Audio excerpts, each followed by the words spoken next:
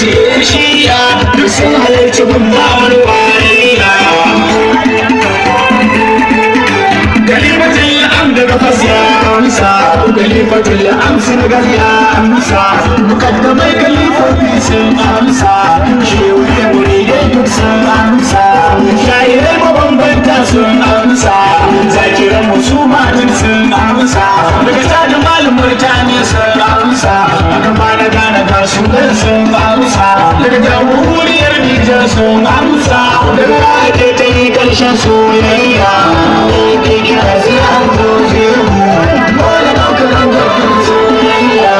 ramu jambar ne wannan tagar su mutan da ne da kyamurin duk na gan su mutan yi tu gaba ɗaya na gangan su wuri ba kayya kayya